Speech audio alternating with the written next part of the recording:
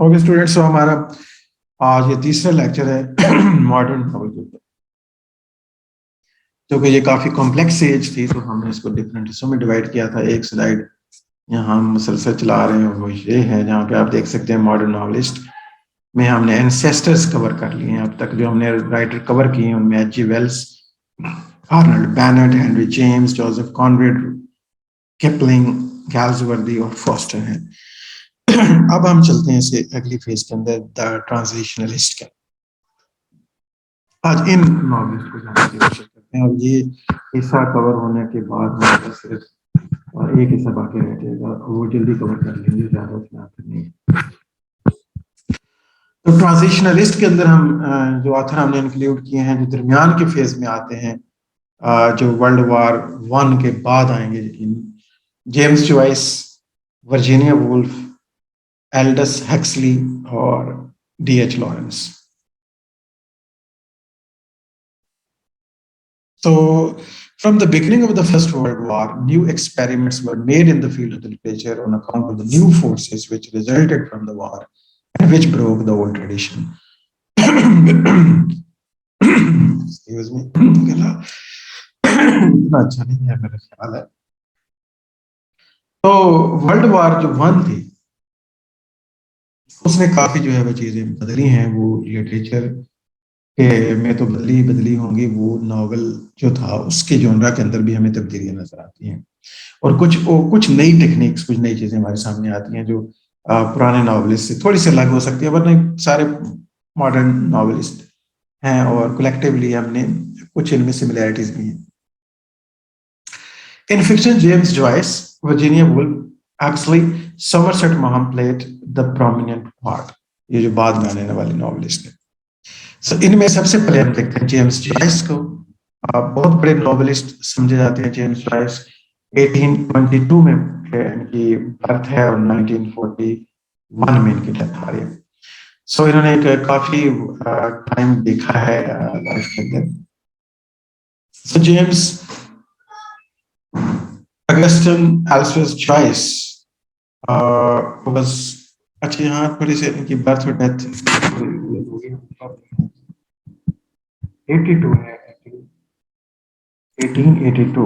तो मैं भी कहूँ कि एज तो काफी लगी थी। एंड 41 में इनकी डेथ होती है।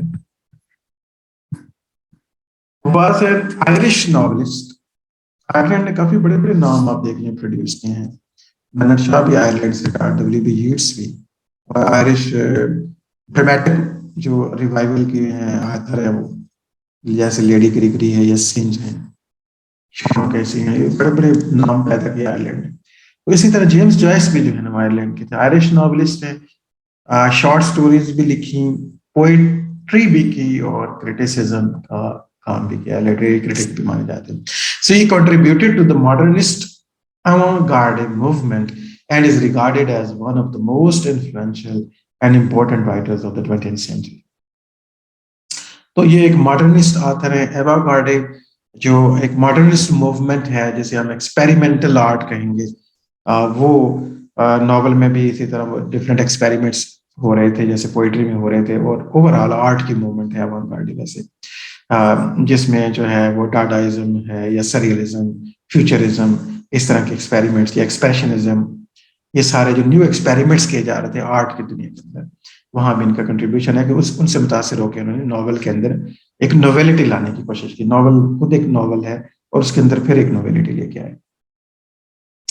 जॉयस नॉवल यूलिसिस जो 1922 में लिखा जाता है, पैदा होना बंदे होते हैं, खैर वर्क भी पैदा हो सकता है अगर उसे जिंदा समझा जाए, is a landmark in which the episodes of the Homer's Odyssey are paralleled in a variety of literary styles, most famously stream of the consciousness।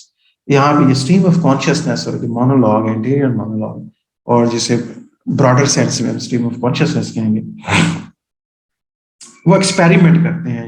Joyce का ये मास्टरपीस है यूलिसिस, और ये होमर के ओडेसियस की को ही रीराइट किया गया है, मॉडर्न ओडेसी है, क्योंकि ओडेसियस जो है ना वो यूलिसिस कहलाता है रोमन मिथोलॉजी के अंदर। So other well known works are the short story collection Dubliners, इनकी काफी फेमस है डबलिनर्स। इन्हीं की कलेक्शन वो एक बीए में हमने पढ़ी थी, अरेबी, डबलिनर्स से ही ली गई थी वो कहानी अरेबी में। And the novels A Portrait of the Artist as a Young Man 1916 and Finnegan's Wake 1939 के अंदर आता है। His other writings include 3 books of the poetry, a play, letters and occasional journalism। तो काफी प्रोलिफिक थे, बहुत ज्यादा लिखते थे, प्ले भी लिखा, लेटर्स भी इनके हैं, पोइट्री भी है और चंद बड़े नॉवल भी इन्होंने प्रोड्यूस किए। और सबसे बड़ा जो नॉवल है वो है Ulysses. So language as a sixth sense का रिलेशन क्या है जेम्स जॉयस के साथ? By temperament he was an artist and symbolist, और सिंबलिज्म को यूज किया इन्होंने, सिंबॉलिक लैंग्वेज ज्यादा यूज करते थे। Found around him an atmosphere of the frustration, aimlessness and disintegration.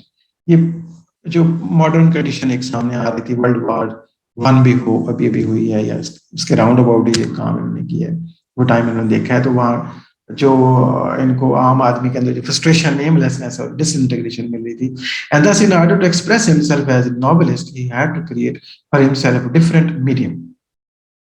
वो चाहते थे कोई नई टेक्निक जो यूज की जाए, इनोवेशन लेके आए। जैसे ही लर्न फ्रॉम द साइकोलॉजिस्ट, अपने टाइम में जो साइकोलॉजी नई ब्रांच डेवलप हो रही थी, उन्होंने साइकोलॉजिस्ट सीखा, psychologist learning and biologist of his day that our speech occupies the dominant association area in the brain। और उस टाइम पे नई नई डेवलपमेंट भी हो रही थी कि ब्रेन के अंदर खास पार्ट है जो रिस्पॉन्सिबल है स्पीच के लिए, लैंग्वेज के लिए, कि हम सुनते हैं, अंडरस्टैंड करते हैं, उनको प्रोड्यूस करते हैं।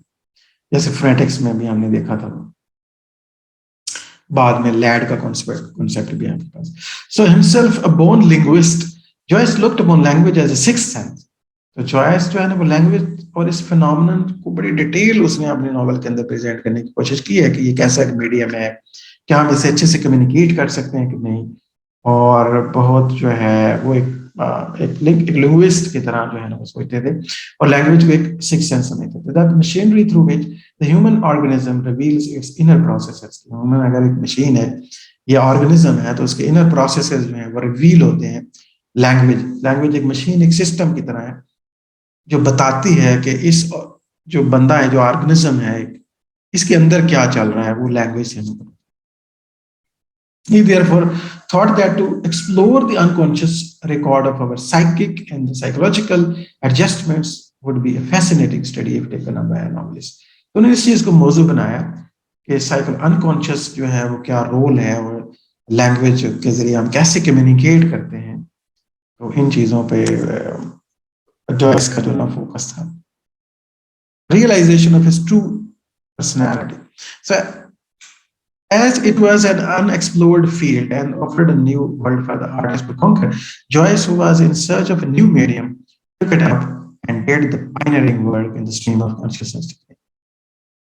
और स्ट्रीम ऑफ कॉन्शियसनेस की टेक्निक हेनरी जेम्स वगैरह ने प्रैक्टिस की थी, डॉरोथी रिचर्डसन ने। इन्होंने उस टेक्निक को उठाया जो साइकोलॉजी की दुनिया ने प्रोवाइड कर रही थी, न्यू इनसाइट, और न्यू टेक्निक के जरिए से इन्होंने क्या किया कि जो है वो ऐसे एरियाज को एक्सप्लोर करने की कोशिश की नॉवल राइटिंग के जरिए से जो अब तक अनएक्सप्लोर्ड थे, जिन पर ज्यादा ध्यान नहीं दिया गया था। So the important novel of the Joyce are the Dubliners, portrait of the artist as a young man, Exiles, Ulysses. Of this Ulysses is masterpiece. अगर आप कभी पढ़ना चाहें तो यूलिसिस जो है कहा जाता है कि ये सारे नॉवेल्स में से सबसे शायद मुश्किल तरीन नॉवल है। अगर नॉवेल्स में किसी को बता रहा हूँ ना सबसे मुश्किल नॉवल, वो यूलिसिस है। मेरे पास है, मैंने बाय तो किया है, अभी तक मुझे पढ़ने का मौका नहीं मिला। ये उन बुक्स में है जो मेरे पास होने के बावजूद मैं पढ़ नहीं सका, डेडिकेट नहीं कर सका ज्यादा सा टाइम। काफी बल्कि नॉवल है, लेकिन इसकी कुछ चंक्स वगैरह मैंने देखे हैं, इसके बारे में काफी जाना है, लेकिन थारो रीडिंग का मौका नहीं मिला। इन ऑल दीज नॉवेल्स, हाँ, portrait of the artist as young man हमारे सिलेबस में था, मास्टर्स के सिलेबस में, तो यकीनन हमने इसको डिटेल में पढ़ा। In all these novels, Joyce makes a study of the artist who frees himself from the very shackles and ultimately comes to the realization of his own personality. तो उनके अक्सर थीम ये होता है कि इनर साइकी, इनर वर्किंग को समझा जाए, लैंग्वेज पे ये समझना चाहते हैं।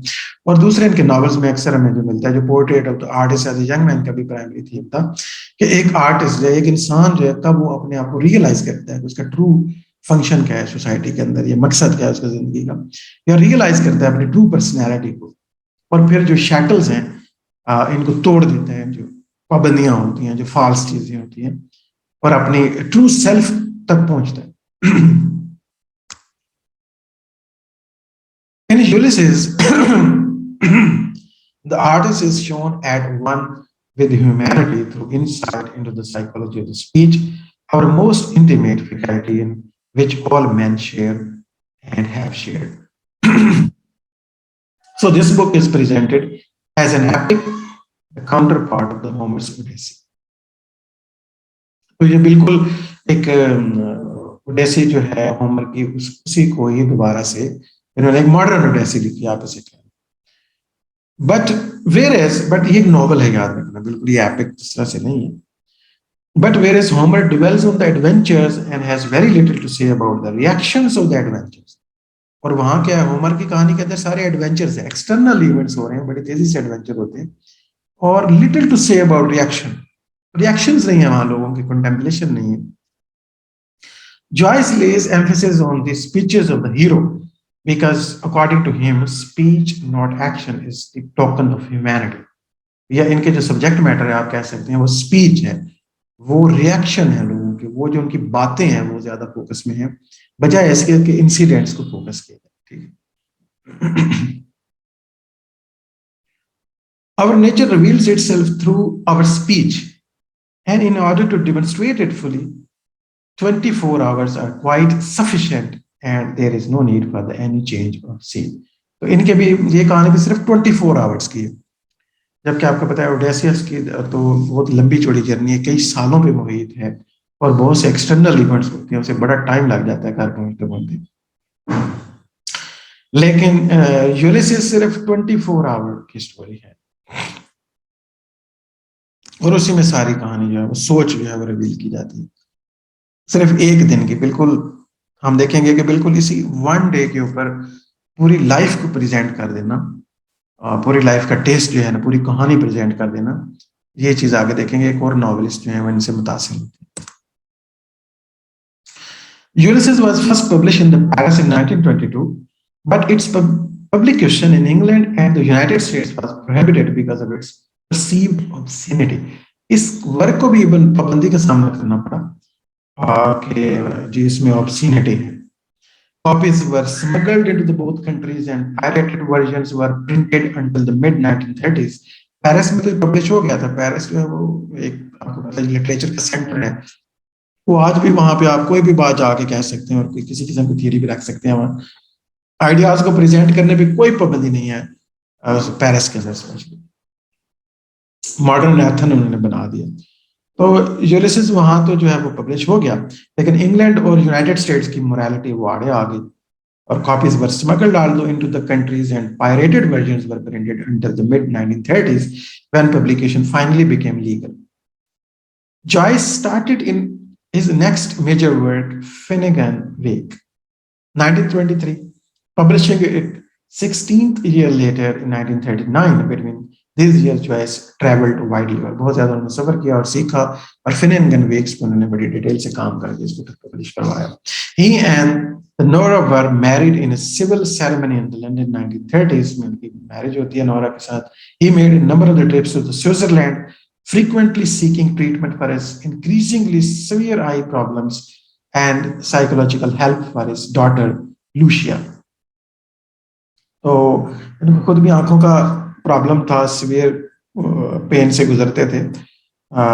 जॉयस जो है और इसके ट्रीटमेंट के लिए भी ये काफी भागे, और पूरे यूरोप को इन्होंने एक्सप्लोर भी किया। When France was occupied by Germany during World War II, Joyce moved back to the Zurich in 1940. He died there in 1941. World war second जब स्टार्ट होती है तो ये ज्यूरिख में आते हैं, और उसी दौरान इनकी डेथ हो जाती है after surgery for perforated ulcer less than 1 month before his 59th birthday. बिल्कुल 59th बर्थडे से 1 महीना पहले ही उनकी डेथ हो जाती है। आज जो अल्सर की सर्जरी भी करवाते हैं लेकिन नहीं बच पाते। तो इनका जो मास्टरपीस है वो यूलिसिस है। जैसे बाकी वर्क्स को आप सिर्फ याद रख लें, टोटल इनकी क्या थीम है, क्या माइंड है, क्या एक्सपीरियंस है। मैंने कोशिश की है कि 2-4 स्लाइड में जो है वो हम इसको इसकी जो नब्ज है उसको पकड़ सकें, इसकी स्पिरिट को समझ सकें इनकी वर्क्स को। सो नेक्स्ट गुड ऑथर हमारे पास आती हैं जो Virginia Woolf. She was born in 1882 and died in 1941। बिल्कुल हम असर हैं इनकी जेम्स जॉयस की और उनसे बता सकें। सो एडेलिन वर्जीनिया वुल्फ इनका पूरा नाम है, was an English writer considered one of the most important modernist 19th century authors and a pioneer in the use of the stream of consciousness as a narrative device. इन्होंने भी Joyce के साथ जो है इस नैरेटिव डिवाइस को इस्तेमाल किया और उन्होंने अर्ली इस्तेमाल करने वालों में इनका नाम भी शामिल है। और ये बहुत ही इंपॉर्टेंट मॉडर्निस्ट राइटर हैं जेम्स जॉयस के साथ। Woolf was born in an affluent household in South Kennington, London, the seventh child of Julia Princep Jacobson and Leslie Stephen. Jackson and Leslie Stephen के ये seventh child थी। She was homeschooled in English classics and Victorian literature from a young age, and from 1897 to 1901 she attended the ladies department of Kings college London. क्योंकि Oxford और Cambridge ने अभी जो है admission नहीं ओपन किया था लेडीज के लिए, अभी तक नहीं हुआ था। वर्जीनिया वुल्फ को भी घर में ही पढ़ाया गया और बाद में जब कॉलेज जो है वो स्पेशल एक डिपार्टमेंट अलग से खोला गया, लेडीज डिपार्टमेंट। लेकिन अब तो ऐसा कोई तस्वर वहां नहीं पाया जाता, सेग्रीगेशन नहीं की जाती है वहाँ। किंग्स कॉलेज लंदन ने स्टार्ट किया, तो ये एक इनोवेटिव स्टेप था किंग्स कॉलेज लंदन का कि खवातीन को जो है वो एडमिशन दिया गया इसके अंदर। तो वहां इन्होंने जो है वो एजुकेशन हासिल की। Where she studied classics and history and came into contact with early reformers of the women's higher education and the women's rights movement. यहाँ पे ऑब्वियसली वुमेन की जो हायर एजुकेशन के हक में जो थी मूवमेंट चल रही थी, उसी के नतीजे में ही तो किंग्स कॉलेज लंदन ने लेडीज डिपार्टमेंट खोला था और वुमेन्स राइट मूवमेंट का ये खुद पार्ट भी रही और उन्होंने फेमिनिज्म के हवाले से भी अपनी कंट्रीब्यूशन दी है वर्जीनिया वुल्फ। उनका कौन सा वर्क है वो आगे हम मेंशन करते हैं। तो होगार्थ प्रेस जो है, अगर आप नहीं जानते तो आपको बता दें कि ये किसका प्रेस था। So encouraged by her father Woolf began writing professionally in 1900।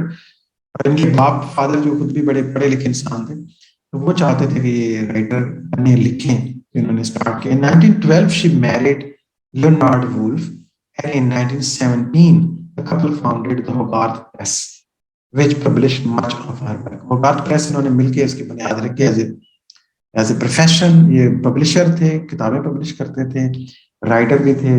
तो इन्होंने अपनी मोस्ट ऑफ जो बुक्स है ना वर्जीनिया वुल्फ के, वो होगार्थ प्रेस में ही पब्लिश किए। Woolf had romantic relationship with women. इनके अंदर एक और टेंडेंसी भी थी, अगर आज का यहाँ पे है तो उनको याद होगा, हमने इनका लास्ट जो है वो नॉवल हमने पढ़ा था मिसेस डैलोवे। मिसेस डैलोवे के भी आपको याद होगा, जिन्होंने भी पढ़ा हुआ है तो वो मिसेस डैलोवे की जो है ना वो लेस्बियन रिलेशनशिप भी हमें मिलते हैं। तो बिल्कुल वुल्फ के अपने लाइफ के अंदर भी इनके रोमांटिक रिलेशनशिप थे विमेन के साथ, इंक्लूडिंग वाइटा सैकविल वेस्ट स्पेशल जो नाम है, who also published her books through होगार्थ press. वो खुद भी राइटर थी, जो इनकी फ्रेंड थी, और उन्होंने भी पब्लिशिंग होगार्थ प्रेस से पब्लिश भी की।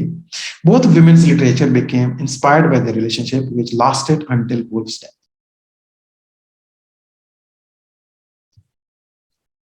A Room of One's Own इनका बड़ा कंट्रीब्यूटरी एक वर्क है एज फार एज अगर हम देखें फेमिनिज्म को, इसलिए मैंने इसको टाइटल के तौर पे लिया, A Room of One's Own। इसके टाइटल में इसके काफी सारे मीनिंग छुपे हैं, feminist angles. In 1915 she had published her first novel The Voyage Out। इनका जो पहला नॉवल है वो 1915 में The Voyage Out के नाम से आता है। Her best known works include the novel The Mrs. Dalloway 1925 में पब्लिश होता है। ये बिल्कुल लास्ट सेमेस्टर में मैंने पढ़ा है इसको। And to the lighthouse, उससे पहले जो मैंने अपने टाइम पे पढ़ा है वो to the lighthouse and Orlando. She is also known for her essay including a room of one's own.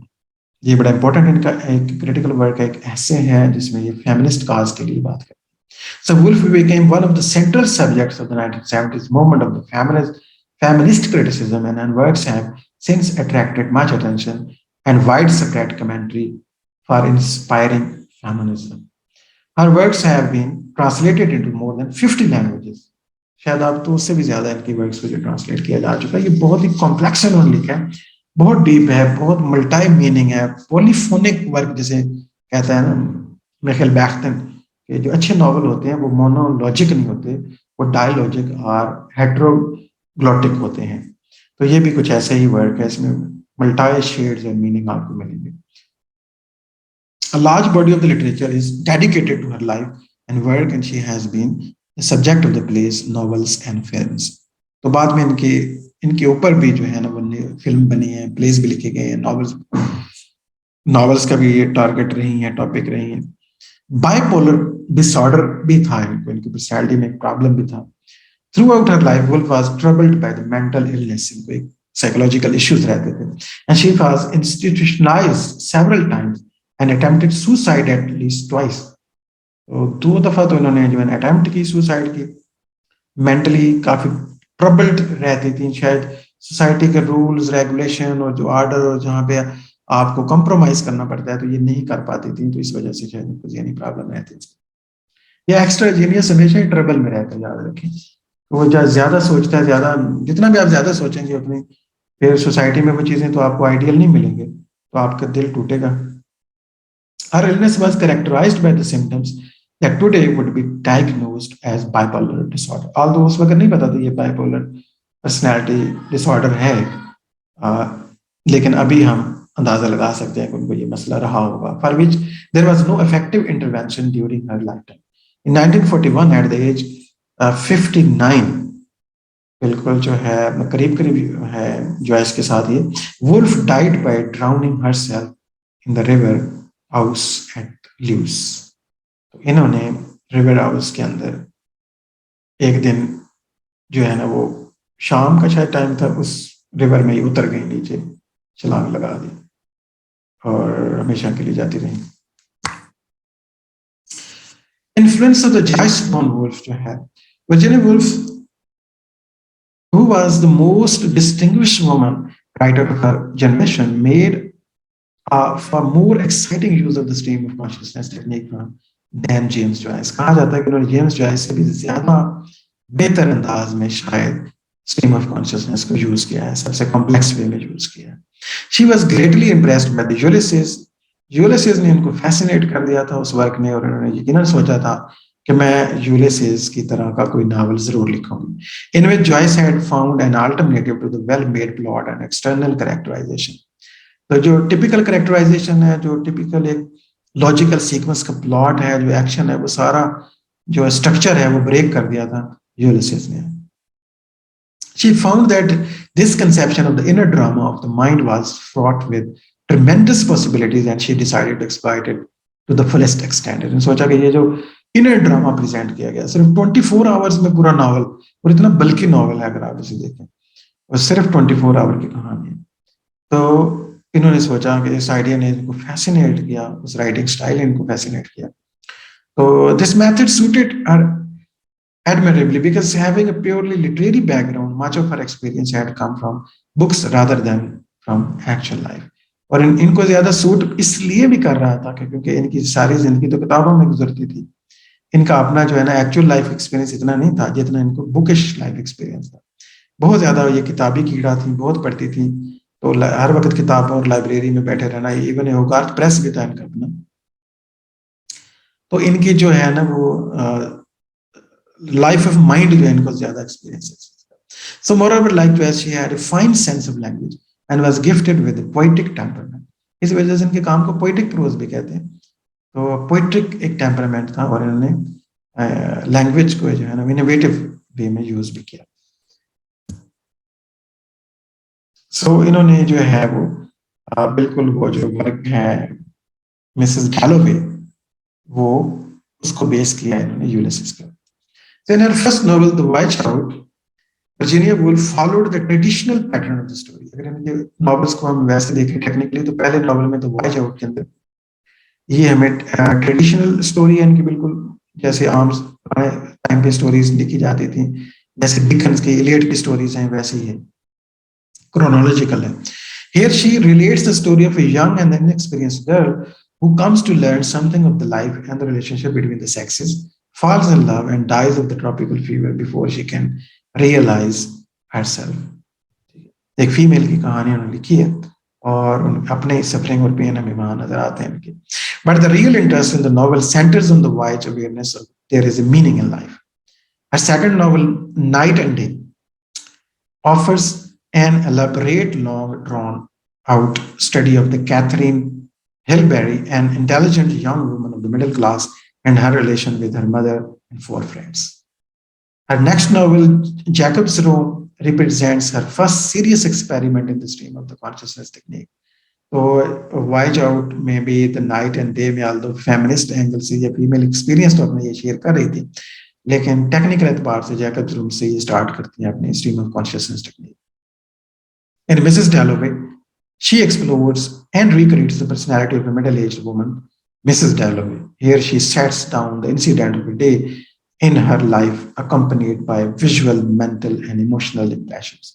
तो मिसेस डैलोवे की जिंदगी से सिर्फ एक दिन जो है हमें दिखाया जाता है पूरे नॉवल के अंदर. पूरे एक दिन की ये कहानी है सुबह से शाम तक.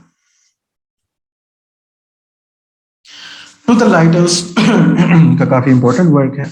Virginia Woolf's most successful novel in the new stream of the consciousness method is To the Lighthouse. Here the scene is set on an unnamed island and the lighthouse symbolizes in some queer way the reality which is never experienced.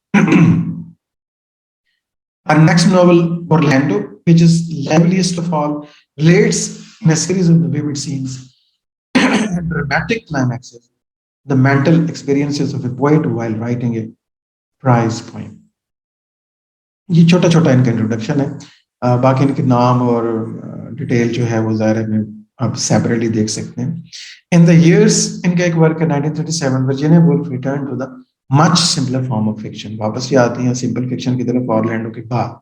और last novel between the acts, ये इनका आखिरी novel है 1941. उसके बाद इन्होंने खुद की जान ले ली. It filled with a sense of her personal failure to wrest meaning from experiences. और ये भी हमें शो कर रहे हैं इनकी मेंटल कंडीशन को, जहाँ ये इनके मेन कैरेक्टर जो हैं वहाँ पे फेल होते नजर आ रहे हैं, मीनिंग एक्सपीरियंसेस से को मीनिंग नहीं निकाल पा रहे. And the spectacle of the world at war depends the despair. और इर्द गिर्द जो सेकंड वर्ल्ड वॉर स्टार्ट हो गई थी, इंसान को ढेरों के एतबार थोक के एतबार से रोज बुनियादों पर किल कर रहा था.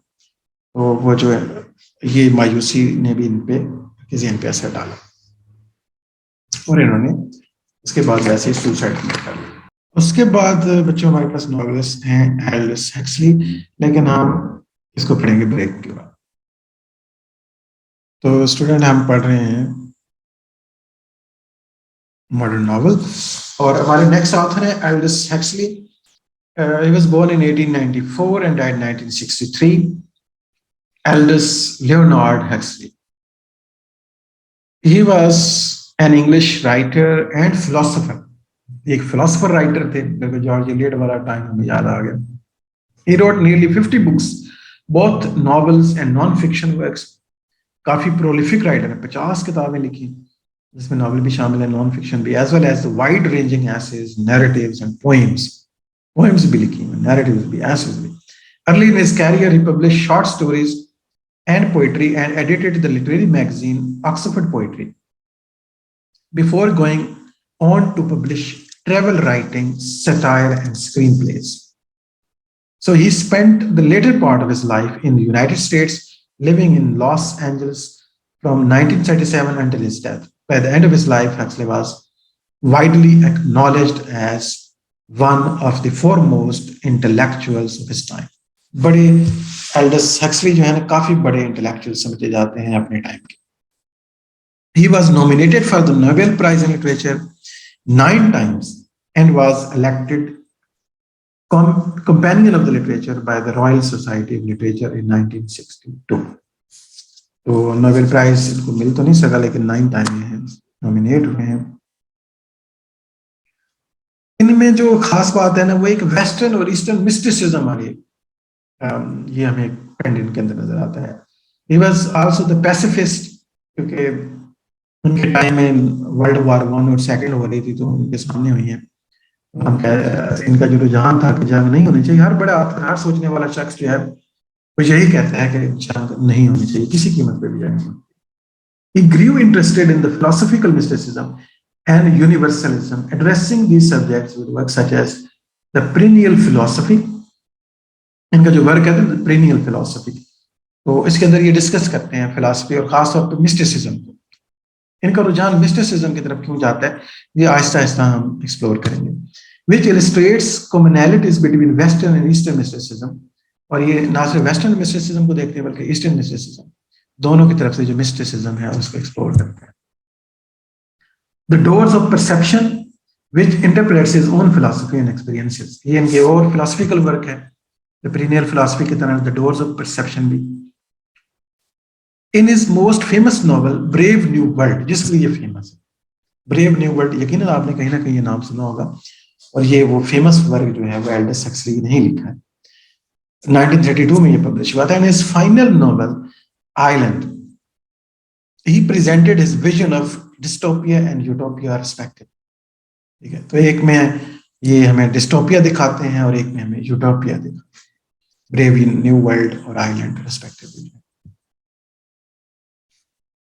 हेडोनिज्म इब्तिदा में जो है ना इनका माइंड जो डेवलप हुआ था, हेडोनिज्म टू मिस्टिसिज्म इनकी जर्नी है। In his early novels Crome Yellow, Antic Hay and those Barren Leaves, ये भी इनके शुरू के वर्क हैं, actually presented the dangerously attractive doctrine of hedonism। That is, अब dangerous क्यों है, dangerously attractive भी है, attractive भी है, dangerous भी है। Hedonism जिसका हम कहते हैं, that is the player is the greatest thing in the life। ठीक है, कि ये कहना कि सिर्फ प्लेयर ही सब कुछ है जिंदगी में, सबसे अहम चीज जो है वो प्लेयर है, तो इस नजरिए को hedonism भी कहते हैं। The style of these novels has a seductive charm, and here the author fully exploits his scientific and literary vocabulary। जो कि एक साइंटिफिक माइंड भी थे, फिलोसफर भी थे, काफी पढ़े लिखे शख्स थे, फिलोसफर और साइंटिस्ट की फैमिली से बिलोंग करते थे। इनके एक और रिलेटिव भी हैं जो साइंटिस्ट हैं। Of these 3 novels, Chrome Yellow, which is touched with lyricism, possesses the greatest charm.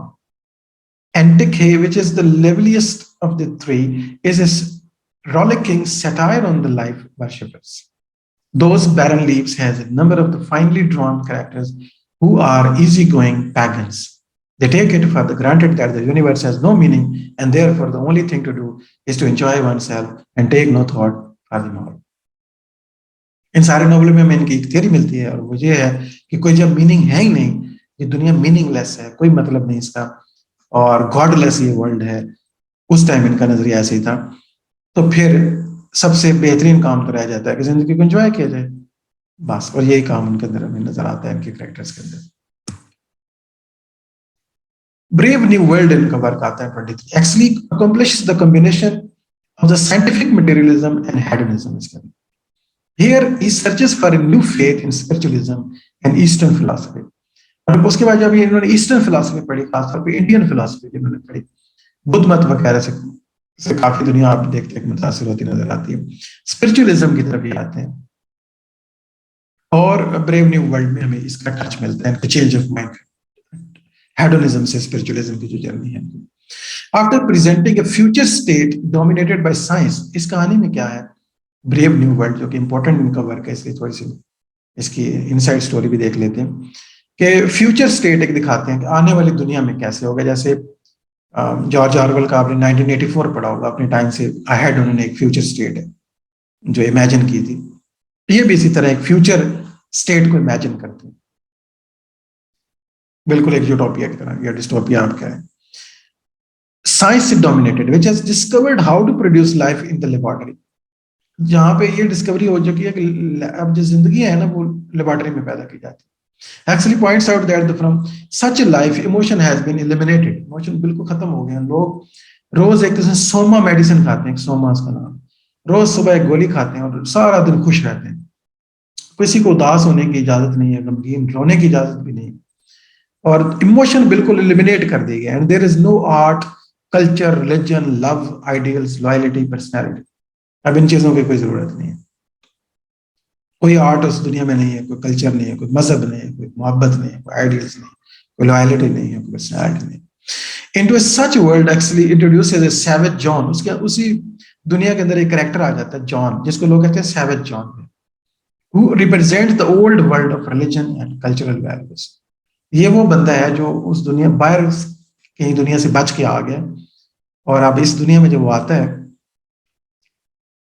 जमीन के अंदर ही वो अलग अलग कल्चर हैं, इस कल्चर में जब वो आता है जो इतना एडवांस हो चुका है, जहाँ इमोशन ही खत्म हो चुके हैं, जैसे वेस्टर्न कल्चर हम कहते हैं आजकल बन चुका है, बैरन लैंड बन चुका है, ये बिल्कुल वैसी बात, जैसे एक वेस्ट लैंड बन गया है, स्पिरिचुअलिटी खत्म हो गई है, बैरन हो गया। तो सैवेज जॉन जो है वो उसके अंदर वो रिलीजन है उसका, उसके कल्चरल वैल्यूज हैं, वो पुरानी दुनिया से बिलोंग करते हैं।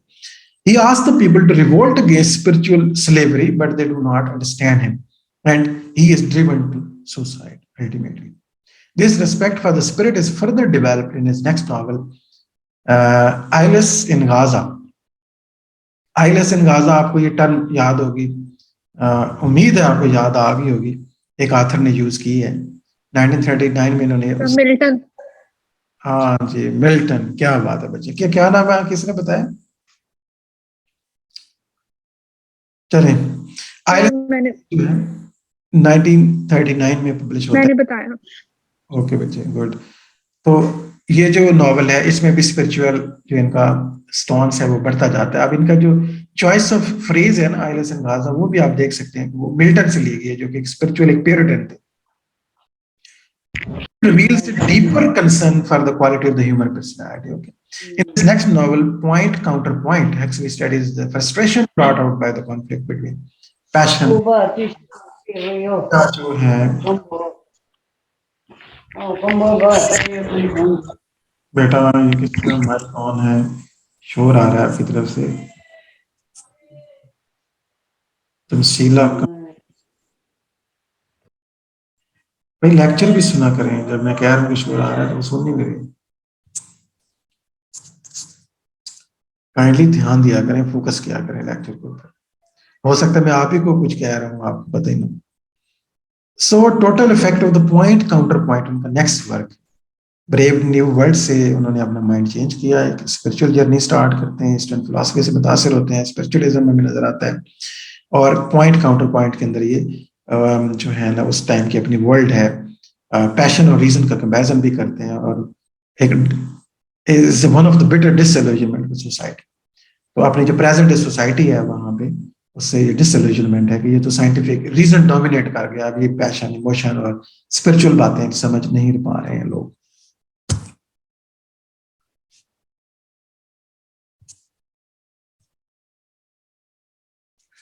Okay, actually derived these mainly from the Hindu philosophy with emphasis on the non-attachment and the universal pity.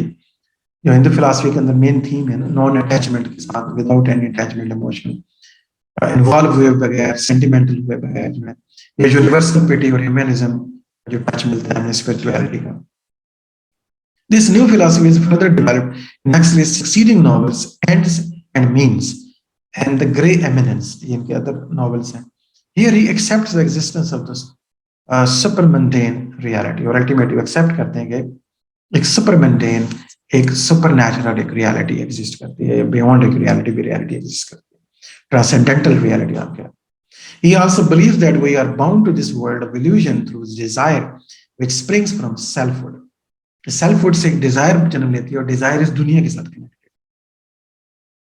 These ideas are very much akin to the philosophy of Bhagavad Gita, और अगर हम गौर करें तो इनके ये जो काम है हमें ऐसा लगता है कि भगवत गीता कह रहे हैं अपने काम में, भगवत गीता से ये बता सकते हैं। Novels of ideas इन्होंने लिखे, Huxley's last novel After Many a Summer, काफी नॉवल है, deals with the contrast between the two conceptions of the time, that of the mystic and that of the scientist. तो यहाँ पे भी वो reason शुरू में जो कि साइंटिफिक माइंड थे तो वो साथ साथ चला रहे हैं अभी भी, और अपने आखिरी नॉवल में भी टाइम का मौजूद बनाते हैं कि मिस्टिक टाइम क्या होता है और साइंटिफिक टाइम क्या। The biologists believe that the eternity is a mere extension of the physical life. The mystic, on the other hand, believes that it is through expansion and intensification of the consciousness, which is a spiritual activity, and that mystic eternity can be experienced here and now. तो mistake time क्या होता है, नाव के अंदर ही eternity feel की जाती है, past present mix करके नाव के अंदर। भगवत गीता में जो टीचिंग्स हैं उनके मुताबिक यहाँ मिस्टिक टाइम मिस्टिक एक्सपीरियंस है और एक बायोलॉजिकल या साइंटिफिक एक्सपीरियंस है। क्योंकि बायोलॉजी के मुताबिक तो जाहिर है आपकी फिजिकल एग्जिस्टेंस जब अनासर जब बेतरतीब हो जाते हैं तो बस आपकी डेथ हो जाती है, जबकि मिस्टिक जो टाइम या एग्जिस्टेंस या एटर्निटी है उसका different concept. So actually did not make any notable contribution to the technique of the novel. जहां तक टेक्निक ऑफ नॉवल का ताल्लुक है, जैसे जेम्स जॉयस ने कंट्रीब्यूट किया है और वर्जीनिया वुल्फ का जो मकाम है as far as narrative structure is concern, narratology is concern, तो इनका कोई काम नहीं है उसके अंदर। इन्होंने बिल्कुल सिंपल नॉवल लिखे हैं पुरानी टेक्निक के ऊपर। इस novels in fact are essays and conversation, बल्कि इनके नॉवल को तो कहना चाहिए एसेज है, मेज ए कन्वर्सेशन है, आइडियाज बस डिस्कस करते हैं, strung together on a slender thread of a plot. But he did not for the novel what Shah did for the drama. ऐसा लगता है जैसे शाह ने ड्रामा लिखे हैं, ड्रामास ऑफ आइडियाज, तो इन्होंने वही काम नॉवेल्स के साथ कर दिया। That is, he made the novel to form capable of propagating great ideas. इन्होंने जो आइडियाज थे, इनका जो डिस्कशन है, इंटेलेक्चुअल डिस्कशन है, वो हमें नजर आता है। And thus making an appeal to the intellect rather than the emotions of the reader. तो रीडर की इमोशन के बजाय इंटेलेक्ट को अपील करते हैं। लेकिन शाह से फर्क इनका ये है कि इन्होंने जो फ्लैग ऑफ मिस्टिसिज्म उठा लिया, स्पिरिचुअलिज्म, शुरू में एडमिस्टिक थे, साइंटिफिक माइंड थे और यकीन नहीं रखते थे कि कोई खुदा है, कोई चीज है, लेकिन अल्टीमेटली जो इनका माइंड चेंज होता गया और हिंदू फिलॉसफी से मुतासिर। उम्मीद है कि आप एक्चुअली जो है वो आपकी पॉकेट में होगा। अब हम चलते हैं जी D.H. लॉरेंस की तरफ। Another very important and last हमारे आज के ऑथर हैं डेविड हर्बर्ट लॉरेंस। ये हर ऑथर का अपना फुल नेम भी जो है ना इंपॉर्टेंट होता है, वो याद रखिएगा। डेविड हर्बर्ट लॉरेंस जो है 11 सितंबर 1885 को पैदा होते हैं, 2 मार्च 1930 की इनकी डेथ होती है और मार्च बिल्कुल करीब है। So was an English writer and the poet.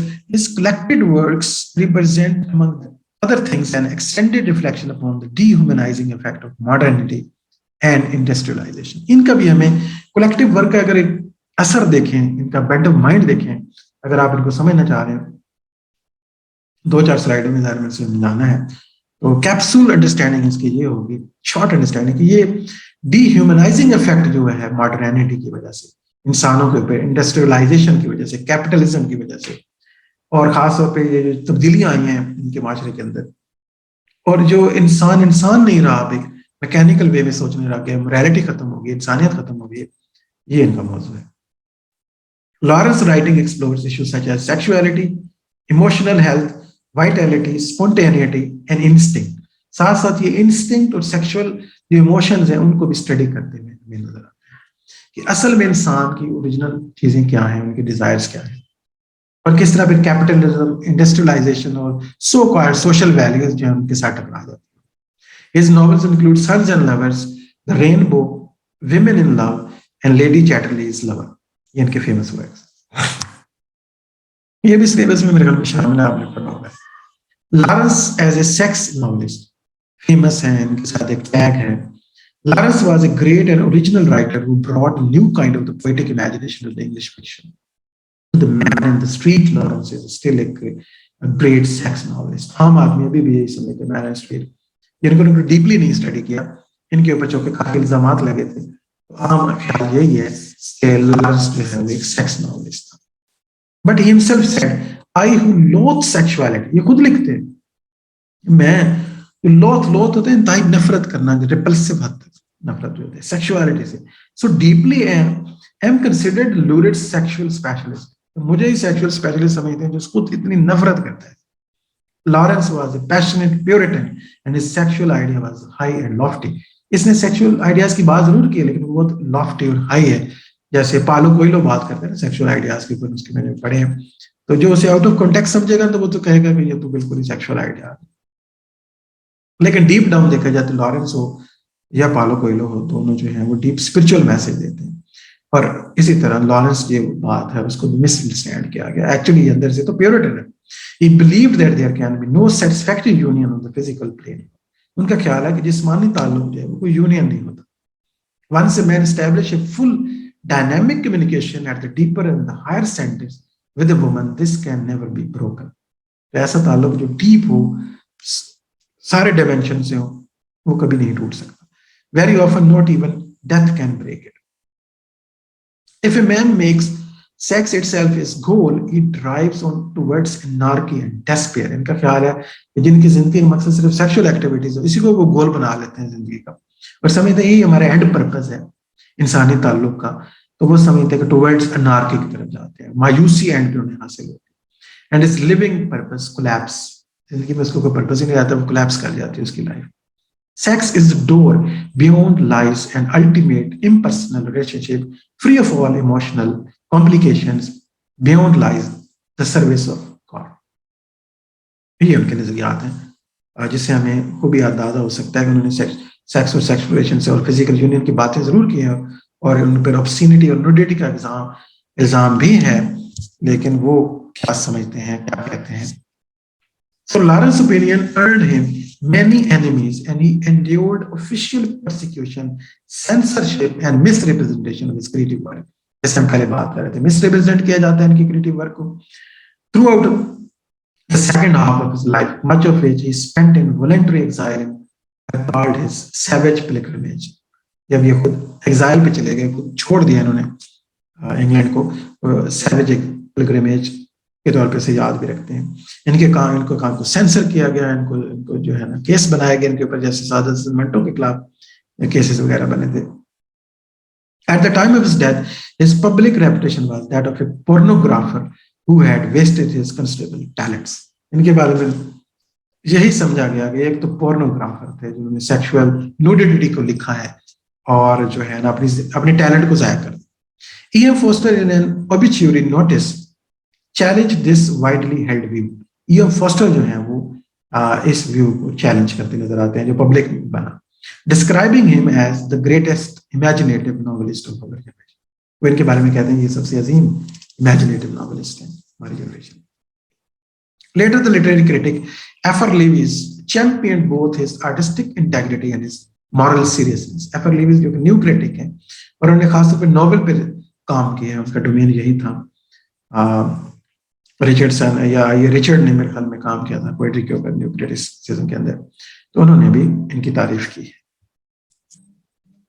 Lawrence के काम देखे तो इस फर्स्ट नॉवेल जो है the White Peacock stuck the lyrical note of the much of his best work. The second जो है वो the Trespasser was more melodramatic with Sons and Lover Lawrence came to his own. शुरू में थोड़े experimental work लग रहे हैं, sons and lover में जो है इनका आर्ट हमें बेहतर अंदाज में नजर आता है। In this novel, in which it describes the boy's life in the miner's household and his wonderful relationship with his mother. एक लड़का है जो माइनर है, उसके पेरेंट्स जो हैं माइंस में काम करते हैं और उनकी लाइफ है, उनकी उसको डिस्क्राइब किया जाता है, और इनकी मदर के साथ जो relationship has been recognised as one of the great pieces of English autobiographical fiction इसको कहा जाता है। His next novel, The Rainbow, 1915 में इन्होंने रेनबो लिखा था, starts in much the same way, but there is far more poetry and beauty in it than in The Sons and the Lovers. His next novel, Woman in Love, is rather obscene. The lost girl, Lawrence feeling for the nature, appears at its best, and in Aaron's Rod, 1922 में इनका अगला novel आता है, he discusses the theme of the male comradeship and leadership, which is continued in the Australian novels Kangaroo, Australian novel भी इन्होंने setting जो है Australia की रखी, and the Boy in the Bush. In plumed serpent 1926 में आता है, Lawrence turns his back on everything that man has achieved since he began his long climb out of the dust. In the last great novel Lady Chatterley's lovers, इनका आखिरी novel है, 1928 में आता है।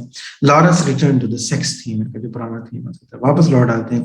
Regarding the relationship between the sexes, Lawrence resents man's subjection to woman, not woman's subjection to man.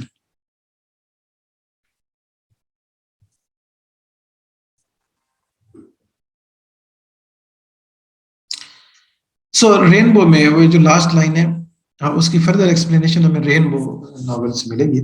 He believes that it is the modern woman's rebellion against man which lies at the heart of the disease that is killing civilization. उनका ख्याल था कि जो civilisation, जो materialism आ गया, जो industrialisation आ गई है, इन सब खराबियों के साथ साथ एक और खराबी भी आ गई है.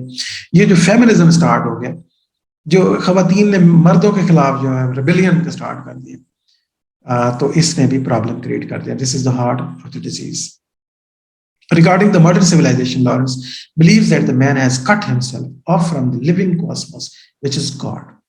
ठीक है, without the restoration of that contact society will parish. Society जो कहता है जितनी गॉडलेस होती जा रही है, जितनी एथिस्टिक होती जा रही है, इसका सर्वाइवल पॉसिबल नहीं जब तक ये वापस वैल्यूज और गॉड से कनेक्ट नहीं हो जाती.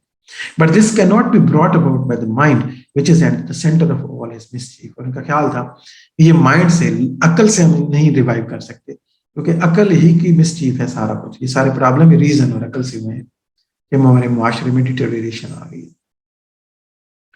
We should have more trust in our flesh and blood rather than intellect. कहा था हमें ब्लड यानी इमोशन पे ज्यादा ट्रस्ट करना चाहिए, हमें इंट्यूशन पे ज्यादा ट्रस्ट करना चाहिए, फ्लैश एंड बॉडी पे हमें ज्यादा ट्रस्ट करना चाहिए, अपनी बॉडी पे, बजाय इसके अपनी अकल पे हम भरोसा करें. Man must let his will lapse back into his unconscious self and arrive at mindlessness, which is akin to the state of samadhi, as explained in the Hindu scriptures. तो हिंदू स्क्रिप्चर्स से भी इन्होंने असर लिया, और इनका ख्याल था कि जिसमें समाधि का एक स्टेट है वो हासिल होती है तभी जब माइंडलेसनेस आ जाए, जब आप विलिंग सस्पेंशन कर दे डिसबिलीफ की, वो सारा अनकॉन्शियस स्टेट में चले जाए. Lawrence was a rebel in a sense. His novel the rainbow जो 1915 में आया था faced an obscenity trial and was banned, all copies being seized and burned by the authorities. इनकी सारी कॉपीज जब्त कर ली गई थी, इन्हें जला दिया गया था और इन पर केस बना, इनको सजा दी गई द रेनबो लिखने के ऊपर कि आपने क्या लिख दिया है. तो यहाँ पे जो हमारा ये वाला पार्ट खत्म हो जाता है.